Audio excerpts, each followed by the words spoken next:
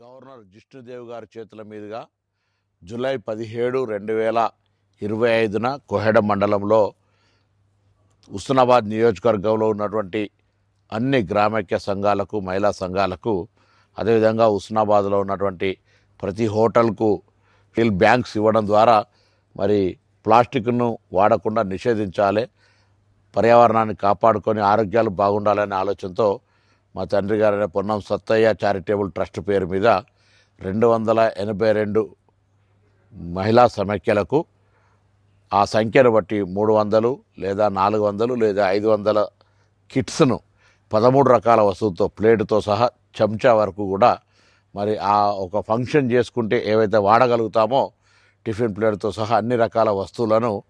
ఇవ్వడం జరిగింది. ఈ దాదాపు నియోజకవర్గంలో 80,000 ప్లేట్లు, రైస్ ప్లేట్లతో సహా టిఫిన్ ప్లేట్లు, మంచినీళ్ళ గ్లాసులు, చాయ్ గ్లాసులతో పాటుగా అందరికీ సంఘాలకు ఆ గ్రామాల్లో ఏ కార్యక్రమం అయినప్పుడైనా వాడుకునే ఉద్దేశంతో మరి చారిటబుల్ ట్రస్ట్ పొన్నం సత్తయ్య గారి పేరు మీద ఇచ్చినాం. ప్లాస్టిక్ నిషేధం అనేటువంటిది ఒక హుస్నాబాద్కే ఆగద్దని యావత్ తెలంగాణ, యావత్ దేశము అంతటా కూడా ప్లాస్టిక్ నిషేధించబడి పర్యావరణం కొరకు మరి గ్రామీణ ప్రాంతాల్లో మనకు సంబంధించినటువంటి ఆరోగ్యానికి హాని లేని వస్తువుల వాడకం ద్వారా మరి అన్ని రకాల వేడి వస్తువు ప్లాస్టిక్ ప్లేట్లో వేసుకుంటే ఏమవుతుంది, వేడి ఛాయ్ ప్లాస్టిక్ గ్లాసులో తాగితే ఏ విధంగా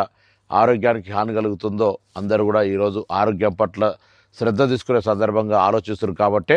ఈ స్టీల్ వాడకం హుస్నాబాద్లో జరుగుతుంది. ఇదే విధంగా రాష్ట్ర వ్యాప్తంగా అన్ని నియోజకవర్గాల్లో, అన్ని గ్రామాల్లో ప్రతి వ్యక్తి ప్లాస్టిక్ వ్యతిరేకంగా తన ఒక ఒట్టు వేసుకొని ప్లాస్టిక్ వాడకుండా చూడాలని సందర్భంగా కోరుతాను. నేను కూడా ఎక్కడికైనా ఏదైనా కార్యక్రమంకి వెళ్ళినప్పుడు, నా నియోజకవర్గం కాదు రాష్ట్రంలో ఎక్కడికి వెళ్ళినా నా కారులో ఒక స్టీల్ ప్లేట్ పెట్టుకొని ఎక్కడైనా ప్లాస్టిక్ పెడితే అది వాడకుండా ఉండే విధంగా స్టీల్ను అక్కడ వాడి అందరికీ ప్రేరేపితం చేసే ప్రయత్నం చేస్తూ ఉన్నాం. కాబట్టి అందరికీ నేను మరొకసారి విజ్ఞప్తి చేస్తూ ఉన్నా, దయచేసి ప్లాస్టిక్ రహితంగా, పర్యావరణానికి హితవుగా, ఆరోగ్యాన్ని పరిరక్షించుకునే విధంగా మరి ప్లాస్టిక్ వ్యతిరేకంగా పనిచేద్దాం, మన ఆరోగ్యాన్ని కాపాడుకుందామని మనం చేస్తాం.